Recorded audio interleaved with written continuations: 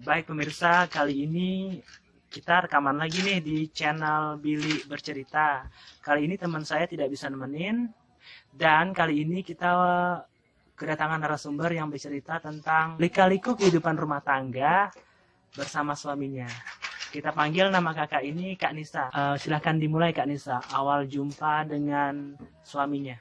Awal jumpa tuh kan kenalnya kan di Facebook, jadi pacaran lah kan, lama juga setahun lebih. Terus orang tua tuh pernah juga mau jodohkan sama orang kata, jadi namanya kita tuh cinta tidak memandang harta kan. Saya tolak lah karena saya bilang saya dah ada cowok, dah 2 kali sudah orang melamar, cuma saya tolak. Jadi saya pun menikah nggak seperti orang-orang lah ya, sederhana aja karena dia orang kurang mampu juga. Jadi udah sempat saya pacaran, terus dia ngikut juga saya kerja di PT. Tak lama saya nikah tahun 2020 dan punya anak tahun 2021. Ini anak kami. Jadi awal permulaan saya pacaran itu memang sudah sering banyak masalah. Namanya kita sayang, kita bertahan lah kan. Cuman kita udah nikah, baru sudah tahu tabiat aslinya kayak mana. Selama pacaran tuh berapa lama pacarannya? Setahun lebih. Setahun lebih. Ya. Kenalan gitulah ya. Nah, karena kita saya pacaran lah kan. Okay. Setahun lebih. Jadi udah berumah tangga tuh 2 tahun lebih juga. Ya kalau jumpa sih sebulan sekali lah karena dia kerja juga di sana kan. Sekali-sekali jumpa. Jadi tak lama dia ikut juga saya kerja di PT. Tak lama nikah.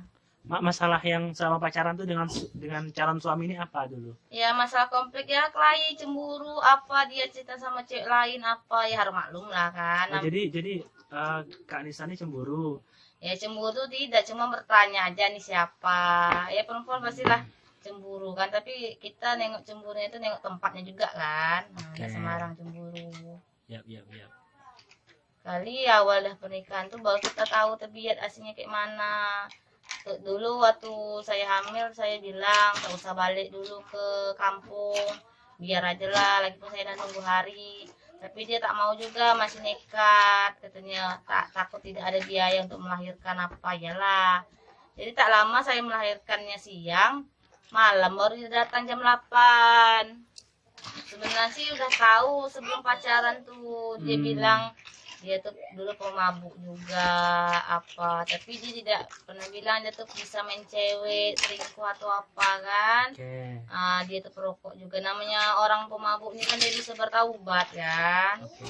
Jadi selama udah nikah nih baru tahu tabiatnya. Dia tuh kerja di pasar, di toko, cuman duitnya itu tidak tahu kemana, palingan bawa duit 200. Itu 300. Udah nikah ya? Udah. Jadi pertama saya lahiran tuh kan jam 1 siang, dibilang tak usahlah kamu kerja lagi balik kampung, biar aja lah. Tapi dia nekat juga, jam 1 siang saya melahirkan, jam 8 malam dia baru datang. Itu pun yang ngomatkan anak saya tuh, ngazankannya tuh tetangga. Selama dirimu hamil itu dia ngapain? Dia masih normal kerja? Dia kadang balik, kadang sesuka hati dia, kapan dia nak pergi, kapan dia nak balik. Tapi dia di sana tuh tidak kerja, kata orang tuanya tuh. Dia melalah kemana-mana. Di kampungnya? Iya, di kampungnya. Oke, jadi dirimu di sini tuh tinggal sama suami tuh rumah sendiri atau rumah kontrak? Ngikut mama. Masih ngikut mama. Sudah lahiran, baru kami mau mandiri. Selama ikut mama tuh dia kelakuannya gimana itu? Iya sama, kelakuannya pun udah nampakkan tunjukannya tuh bahwa tabiat aslinya kayak gini kan. Cuman namanya mama tuh sayang, namanya mama tuh samakan menantu sama anak tuh sama kan, tidak dibeda-bedakannya. Jadi mungkin kalian juga masih muda dulu ya? Iya masih muda kan, tidak ada dibeda-bedakan anak sama menantu. Lanjut tadi sampai anak dikomatkan ya tadi? Iya, dia kemarin tak bisa datang katanya, bot dah habis katanya, terus katanya pakai Honda, jadi sama kawan itulah malam sampai sini. Oh jadi anak mau lahiran suamimu bukan di rumah ya, di luar. Di luar ya, oke. Di luar pulau lah ya gitu. Iya, menemani kami lahiran tuh tidak ada dia, orang tua saya kan. Sekali sudah besar pun dari dia tuh tidak pernah bertanggung jawab, kata orang kerja tapi tidak tahu duitnya kemana, alasannya berbagi Honda lah, baju utang lah di toko. Aku tidak tahu dia tuh kerja apa tidak. Kadang dia pernah tidak bawa duit sama sekali, padahal gajinya tuh dia bilang 2.100.000 itu kalau dia tidak ngambil uang makan di toko. Oke. Kalau bersihnya 1.500.000 kalau dia ngambil uang makan. Tapi yang kuherankan tuh kadang bawa 200, kadang 300. Tapi sewa rumah sudah ditanggung sama toko yang dia kerja tuh. Memang gitu. Iya, setahun dia kerja tuh setahun juga. Jadi orang yang punya sewa rumah tuh tinggal datang sampai tanggal sekian pagi langsung datang orang tuh. Jadi nyonyanya yang membayar biaya sewa rumah, dia cuma tok kerja aja kan. Oh, jadi orang sewa rumah tuh datang ke toko itu. Iya, dia tidak tahu menahu lagi tentang kami. Oke. Nah, jadi kami terima bersih lah sewa rumah tuh kan. Jadi kadang heran juga, tapi namanya kita makan tak cerewet, apa aja 400 cukup lah kan dalam sebulan. Jadi tidak tahu kerjanya tuh, ya itulah dia belajar mau selingkuh apa. Aku pun tahu dia dari adik iparku, aku kan tak mau juga menuduh kalau tanpa bukti kan. Oke. Nah, dia kan satu HP sama aku. Jadi cewek tuh baru masuk juga, anak baru lah di toko tuh kan. Udah dikasih tahu sudah sama nyonya dengan tokenya, katanya si suamiku udah punya anak bini. Ceweknya pun udah dikasih tahu kalau nggak sekedar berteman aja. Itu bisa bedakan tuh yang teman mana lawan kan. Cuman dari sikap juga gimana gitu. iya, kalau lakiku menggoda, kalau perempuan tuh sadar bahwa dia bini orang, tak akan bakal jadi api tuh. Tapi kalau namanya sudah sama-sama gatal kan, payahlah lagi. Jadi aku belum bisa percaya tuh, belum ada buktinya, aku nggak mau ngambil secara sepihak kan. Oke. Nah, jadi sudah ada buktinya tuh, aku baru kutanya sama dia. Bukti dapat dari mana?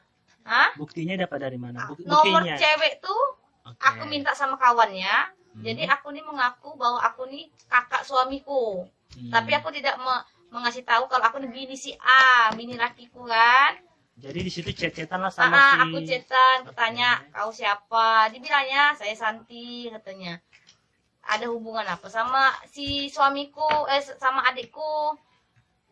Cuman teman tapi dekat katanya. Dekatnya kayak mana ya, mau hampir jadian juga lah katanya.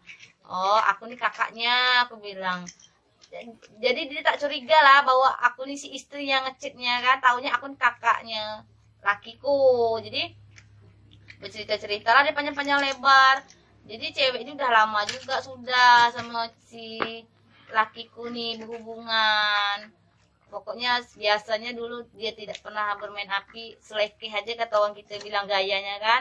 Semenjak dah kenal sama cewek itu pagi-pagi lah mandi pakai parfum, baju rapi. Menurut Kak Nisa ini, kenapa suami itu sampai kayak gitu? Apa yang kurang dari Kak Nisa? Ya kurangnya gini lah bang ya, Mas ya.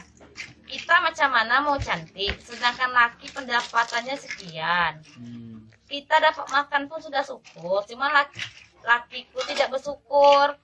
Mau selingkuh, mau apa, karena dia gadis, dia cantik, karena dia tidak ada tanggung jawabnya kan. Kalau kita punya suami, punya bini, tentu keperluan duit yang kita cari itu untuk beli beras, minyak, keperluan rumah tangga. Untuk apa kita cantik, muka glowing kalau laki kita kelaparan kan. Nah, jadi itulah mungkin karena bini yang nggak cantik, bini yang nggak terawat, di situ dia mencari sandaran lain. Tapi saya sudah berbakti, sudah apa yang laki saya suruh saya turuti apa, cuman mungkin karena penampilan saya tuh enggak kayak perempuan di luar kan. Tidak terurus gitu. Iya, namanya cewek di luar sana kan ya cantik-cantik, sedang balik di rumah nengok bini pakai baju tidur, cuma pakai gincu, nggak terlalu cantik lah kayak perempuan lain di luar kan. Jadi di situ mungkin dia mau mulai main api.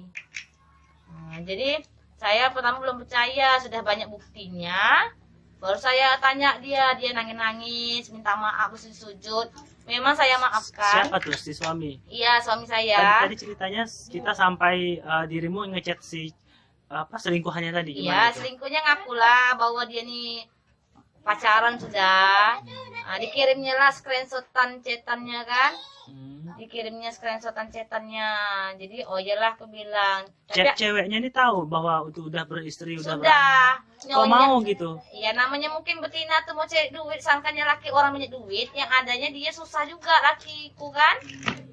Nah, jadi aku tak lama besoknya tuh aku chat cewek tuh, aku bilang ini istrinya, kenapa kamu ngechat suamiku, aku bilang gitu. Pakai nomor yang mana? Nomor diriku yang Oh. ngechat cewek itu pakai nomor adikku kan, karena aku satu HP dengan lakiku tuh. Jadi udah aku ancam, aku tidak mau datang ke toko tuh mau bikin kerusuhan, tapi aku main secara perlahan-lahan. Aku bilang, kalau kau tak mau ku buat malu, orang tuamu nggak mau malu, kau jauhi lakiku atau suamiku. Aku bilang, bagaimanapun dia mendekat, kalau kau tak mau tak bakal jadi. Aku bilang gitu.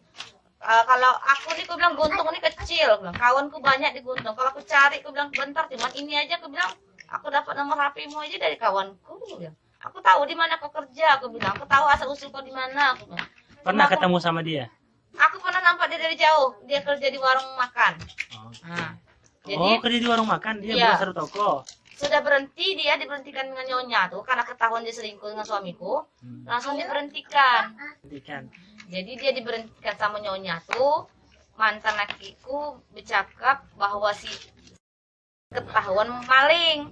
Tapi kawanku yang cewek yang kerja toko itu, dia bilang dia bukan maling, tapi ketahuan selingkuh sama lakiku. Nyonya tuh nggak mau ngambil resiko, takut aku tuh mengamuk-ngamuk di toko tuh kan. Jadi diberhentikan cewek tuh. Jadi cewek tuh kerja di warung makan. Jadi disitulah masih berlabuhnya orang tuh kan. Oh, masih lanjut Ya ya? masih lanjut. Itu berapa lama tuh kira-kira selingkuhannya itu? Perselingkuhan Mungkin mereka? baru jalan 3 bulan dia tuh. Karena dia anak baru juga kan toko tuh kan. Dia nggak pernah berjalan malam dia. Aku tidak pernah melarang dia mau berjalan. Oke. Yang penting dia balik, kasih tahu dia di mana. Kita khawatir juga kan, takut dia apa-apain orang. Oke. Jadi tuh aku pun taunya dari adik iparku, dia nunjukkan chatan sama adik iparku. Dia marah, katanya bukan salah aku, salah si A lakiku nih, katanya kenapa gombal katanya. Dari situlah aku maafkanlah kesalahan dia, dia minta maaf sujud. Kesalahan. Tunggu tadi siapa tadi yang gombal tadi? Disalahkan. Tapi sudah ku ancam, aku tidak aku tidak mau berkelahi secara langsung, tapi aku ambil fotomu, aku bilang aku pergi ke dukun, ku santet nih aku. Di sini Sampai kan segitu? iya, aku tidak mau bang ya, Mas ya, kita berkelahi, nanti kita jadi tontonan orang kan. Nah, jadi biar kita buat dia secara perlahan-lahan, biar dia merasakan sakit kayak mana kitanya. Dia takut. Dirimu tuh memang mengancam untuk nakut-nakutin atau beneran? Betulan, memang betul-betul ngancam, tidak main-main. Minta maaf dia, iyalah kak katanya, aku nggak bakalan lagi ganggu suami kakak katanya. Lagipun aku udah nggak kerja situ lagi katanya kan. Macam mana pun lakiku mau ngechat kau lihat HP siapa, kawan, adik, emak, bapaknya, jangan kau balas. Kalau dia disebut namanya ini A, jangan kau balas, aku bilang. Kalau kau memang sadar, kalau kau tak mau, aku bilang oke, aku bilang fotomu sekarang ada sama aku bilang. Pokoknya sebentar cuman kabarmu tuh, beritamu tuh aku dapat, bilang, karena aku banyak kenalan di sini, bilang kan. Takut dia. Jadi mantan suamiku balik dari kebun, diambilnya HP-ku. Aku tengok ada nomor baru masuk, tulisannya pun tidak beraturan gitu, sembarangan aja kan dia ngasih nomor tuh kan. Aku cek nomor HP nih, rupanya nomor tuh. Aku bilang, aku tidak kutanya sama mantan lakiku nih pas dia ada di rumah, kenapa nomor Santi ini ada di sini kan. Pas sudah dia balik, udah dibalik ke kebun lagi, aku chat cewek tuh, kenapa bisa nomormu di HP ku lagi, kan aku sudah bilang macam-macam sama kau, kalau lakiku mau SMS apa jangan dilayan, kau masih juga nggak jerah. Aku bilang malamnya aku bisa juga buat, aku bilang aku sudah lama nih, cuman orang tua aku aja lagi masih nahan-nahan, aku bilang gitu. Tapi kalau nampaknya kau ini memang nggak bisa dikasih hati, aku bilang. Dari situ mulai dia tak berani lagi nelpon, ngecek apa segala macam, tak berani lagi. Dia pun sudah katanya blokir, macam mana pun lakiku nelpon pakai HP siapa, nomor orang itu pun diblokirnya juga. Jadi dia takut kan, tak mau juga dia malu karena aku datang ke toko orang makannya. Jadi tak lama dia kerja lagi. Jadi kawanku nih, Siapa yang kerja ini? mantan suamiku tuh Oke. kerja. Di toko yang sama? Bukan, dia kerja di kebun, ngikut mamanya. Jadi kawanku nih ada di SP2, aku sering juga main ke sana. Jadi adiknya nih yang paling bungsu nih nggak tahu kalau si mantan lakiku nih sudah punya bini. Dia ngaku bujangan. Jadi cewek ini mau aja. Jadi kakaknya ini heran kalau ada HP masuk telepon, dia lari ke rumah kakaknya, lari terus. Jadi tanya kakaknya, siapa yang menelpon? Ama si A katanya. Siapa katanya? Ditengoknya, rupanya kakaknya bilang, ini nih katanya sudah punya anak bini. Katanya sering kita ke rumah kita kemarin. Dekat rumah kakak kita juga di Guntung dia tinggal. Jadi katanya. dia kerja di kebun bercewek lagi gitu. Bercewek lagi. Aku sudah ada buktinya juga. Kawanku nih mengirim SMS bahwa dia ngaku bujangan. Itu tercatat selingkuhan kedua ya. Selingkuhan kedua. Kesalahan yang pertama sudah aku maafkan. Jadi yang kedua dibuatnya lagi. Jadi diajaknya jalan lah kemana-mana jalan. Cuman cewek ini nggak mau karena dia takut kan. Dia belum tahu siapa. Tapi dia pacaran memang sudah. Cuma kalau mau diajak jumpa pernah sekali katanya jumpa kan. Jadi pertama aku diam lah dia. Jadi pas yang dia balik dari kebun ke rumah, dia memang mau meninggalkan memang. Jadi dia bawa tas tuh mungkin udah koyak. Katanya alasan baju kerjanya nggak ada lagi katanya di kebun. Jadi aku bilang iyalah bawa aja lah baju tuh. Rupanya beras sama sepatu adikku dibawanya. Sepatu adikku tuh masih baru. Beras. Beras yang biasa aku beli sekilo-sekilo aku kumpulkan dalam karung kan. Dibawanya. Seharusnya dia balik dari sana ngasih duit untuk bininya, tapi tidak, punya bininya dihangkutnya ke sana. Dia balik ke sini mau balik lagi ke sana gitu. Iya. Beras, sepatu adikku yang baru beli itu diambilnya. Tuh katanya main futsal apalah katanya. Datang ke rumah mamaku nak minta duit, alasan katanya mau nyeberangkan Honda nggak ada duit katanya. Aku suruh ngasih 50, dimintanya 100 sama mamaku.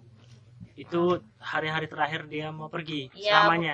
Selamanya tuh dia pergi. Jadi dia tuh sudah masukkan memang HP rusaknya tuh KTP-nya. Jadi kenapa, tak tahu lah, mungkin Allah alam lah, Allah tuh nak menunjukkan. Jadi dibawanya kantong aja, bajunya itu disalin lagi ke kantong kan. Jadi tas tuh dibuangnya. Jadi aku tengok berserak, nah aku buang tas tuh. Langsung HP itu campak, terbuka langsung ada nampak KTP-nya. Aku bilang, ini KTP laki cuma apa di sini? Rupanya niat dia tuh memang sudah meninggalkan. Jadi sampai sekarang sudah pisah, nggak ada kabar lagi. Dia ngechat, dia marah-marah sama aku, nak minta KTP-nya. Aku bilang kalau mau datang ke rumah. Dia nggak mau, dia takut karena dia ngaku dia tahu dia salah kan. Dia bilang gitu. Iya, dia ngaku, dia bilang ya aku tahu aku salah katanya. Tapi dia nggak berani jumpa mak bapak aku. Dia sering kali sudah nyuruh adiknya katanya kan. Iya. Nyuruh si adiknya nih ngambilkan berangkas-berangkasnya apa. Cuman kalau sudah baju apa udah aku bakal semua, foto apa. Jadi sebelum dia pergi nih, kan tahu dia selingkuh. Kelakuan dia di rumah tuh, dirimu kan punya anak, jaga anak segala macam. Kelakuan suami di rumah tuh kayak mana? Dia nggak tahu menau. Aku mau kerja kah, tidak kah, dia libur kerja, dia nggak bisa membantu bini. Makan di mana dia? Kalau makan di rumah, cuman dia tuh ya nenekku lah yang ngasih kan, apa-apa ngasih duit, apa ngasih beras. Dia taunya terima bersih, dia taunya aku nih banyak yang membantu kan. Iya, biasa kalau kayak gitu kan stres tuh.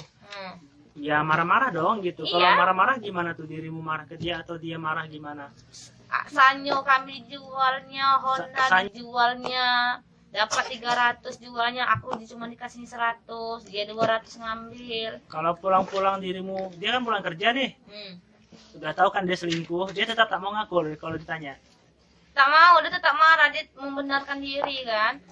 Kadang dia marah-marah berkelahi. Kita diam makin menjadi, kita lawan baru dia diam. Berkelahinya kayak mana? Iya, dia pandai merusak barang, apa-apa semua dihancurkannya, apa segala macam. Pernah juga kemarin tuh gara-gara masalah sepele, aku nyuruh dia berobat, dia tak mau. Aku lagi ngasuh anakku, nggak dilemparnya mobil, cuma aku tetap ngalang gini kan. Mobil main-mainan? Mobil mainan yang besar itu, mukul pernah juga berkelahi sama aku. Tadi kita sampai mobil-mobilan yang dilempar. Iya, jadi dia tuh kan sakit, disuruh sama nyonyanya untuk berobat, dikasih duit 100.000.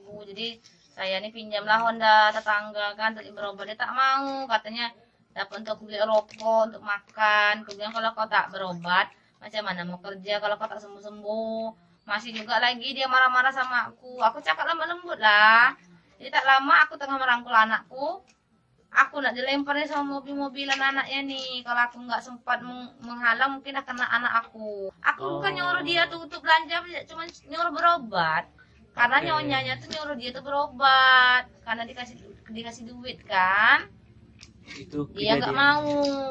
Terus selama perselingkuhan dia, dirimu ada nggak ngadu ke mama mertua gitu, ke Oh keluarga mereka? ada, sudah saya kado sama mertua kemarin, nangis-nangis. Pertama kali tahu dia selingkuh kan. Jadi mamanya pun bilang obati aja dia, cari sama orang-orang yang pandai. Sudah saya Obatin berusaha supaya biar dia tuh berubah sikapnya tuh kan. Udah saya pergilah sama orang tua saya. Orang tua saya juga yang membiayai sana sini, memberikan biaya ke dukun itu kan. udah pergi ke dukun? Udah hampir 2-3 orang sudah. Cuma dukun tuh bilang kalau Tuhan mengizinkan insya Allah bersatu. Cuma kalau Tuhan tidak mengizinkan tuh Allah alam. Saya ini kan katanya bukan Tuhan, cuma dapat menolong katanya. Kalau masih jodoh kasih bertahan. Tapi banyak sudah orang berobat sama dia kalau karena masih jodoh bersatu dia. Orang yang suaminya degil bisa berbaik lagi, apa suaminya apa bininya cakap, suaminya nunduk aja, turut aja apa kata bini kan. Terus gimana tanggapan saudaranya yang lain? Pertama mamaknya dulu tahu, mungkin karena mamaknya sudah mengadu ke adik-beradiknya, mungkin spontan nggak percaya lah dulu kan. Dia nggak percaya bahwa si lakiku ini selingkuh. Jadi ada adiknya nih yang memberitahu aku bahwa abangnya dulu selingkuh, mengasih bukti cetannya tuh bersayang-sayang, apalah nama jumpa apa. Baru keluarganya percaya. Sampai sekarang kan udah pisah, masih kontekan nggak sama mantan tadi? Kalau mantan tuh baru hampir 5 bulan dulu waktu pisah, pernah dia nanya kabar anak, dia minta maaf, dia mengajak balikan. Aku bilang mungkin kalau ngajak balikan tuh nggak bisa lagi, tapi aku maafkanlah kesalahan yang dia telah perbuat kan. Kita nggak bisa juga lah menyuruh orang tuh untuk balikan sama kita karena terpaksa kan. Jadi aku bilang inti ingat anak aja. Kalau memang dia merasa seorang ayah, ya dia bantulah nafkah untuk anaknya. Tapi walaupun kalau dia ngasih aku terima, kalau dia nggak ngasih aku nggak minta, karena aku masih Dia sanggup. ngasih? Kalau dia ngasih aku ambil. Tapi Pernah kalau ngasih nggak? pernah ngasih sekali, itu pun kemarin waktu kawannya bilang mantan binimu sama mantan anakmu katanya ada di rumahku. Jangan katanya tahu nak bawa anak aja katanya duit nggak dikasih, nafkah nggak dikasih katanya kan. Jadi sudah aku balik, baru dikirimnya 200. Itu pun 200 sampai sekarang nggak pernah lagi ngasih. Cuman yang sedihnya itu kenapa keluarga mantan lakiku datang, nggak usah lah menjenguk aku, melihat cucunya aja nggak ada. Aku nggak minta dia memberikan santunan, tidak. Yang penting dia ingat nggak sama cucunya. Oh, jadi adalah keinginan supaya dijenguk keluarga mantan Iya ada suaminya. keinginan tuh, ada tidak itikat baiknya mantan keluarga laki awak kan. Kenapa nggak dirimu yang kesana? Oh enggak, karena kayak mana ya, aku kan kerja di PT, lagipun kalau aku nggak kerja gimana anakku mau makan kan. Jadi kedepannya kita kan hidup terus berlanjut gitu. Kedepannya ada nggak pengen mau nikah lagi? Sebenarnya itu ada lah orang yang mau ngajak nikah, cuman trauma lah. Berpikir aja secara logika. Sedangkan ayah kandungnya aja meninggalkan dia, apalagi ayah tirinya nanti. Memang tak semua laki-laki seperti itu. Tapi kita pikir yang buruk aja dulu kan. Jadi belum ada kepingin menikah ya? Belum Takut ada, ya? trauma masih. Trauma. Tapi ada pacar? Kalau calon tuh sih ada, dia mau lah nikah katanya habis lebaran, cuman aku mau ngasih tempo dulu, mau nengok titik bengek tebiatnya tuh kayak mana kan. Nah, jadi aku bilang kasihlah waktu dulu, aku bilang jalani dulu, aku mau besarkan anakku dulu, yang penting anak dulu. Banyaklah kawanku mau ngajak pergi kerja Malaysia ini, cuma aku tak mau, cukup ayahnya yang meninggalkan dia, jangan aku. Karena memang anak semua memiliki ayah, tapi tidak semua anak memiliki kasih sayang ayah. Biarlah dia memiliki kasih sayang ayah dan ibunya satu orang, itu aku kan. Tapi kok untuk alhamdulillah keluarga aku ada, aku kerja, orang tua aku jaga. Ya bersyukur lah, dalam musibah pasti Tuhan tuh menunjukkan kan. Allah tuh lebih tahu daripada aku. Jelas dia lebih tahu sebelum aku mengetahui. Tidak mungkin Allah itu memisahkan aku dengan mantan lakiku kalau dia tuh seorang ayah yang baik, seorang suami yang baik. Mungkin Allah tuh nak memberi kejodohan yang lebih baik daripada dia kan. Apa kira-kira pesan dirimu untuk wanita di luar sana yang masih muda gitu. Ya, dirimu kan ibaratnya cinta apa namanya nih? Cinta monyet lah Cinta monyet sama mantan suami nih ya. Apa pesan yang dirimu Iya, bisa kalau kasih? bisa untuk anak yang muda nih jangan terburu-buru untuk menikah, karena menikah itu bukan perlombaan kan. Karena menikah itu kalau bisa minta seumur hidup sekali. Tapi namanya jodoh Tuhan dah memberikan, ya kita nggak bisa apa kan. Lagipun laki-laki ini sekarang dia nggak banyak tanggung jawabnya. Karena banyak anak zaman sekarang muda-muda sudah jadi janda. Karena anak-anak perempuan nggak takut jadi janda, dia takut kalau berumah tangga hidupnya sengsara karena salah pilih laki-laki. Nah, jadi kita tahu dulu sifatnya, titik bengiknya, bibit bobotnya kita harus tahu, nggak usah buru-buru lah. Karena laki-laki kalau sebelum dapat dia memang baik memang, tapi kalau sudah dapat, nah itulah dia meninggalkan. Oke lah, cukup sekian.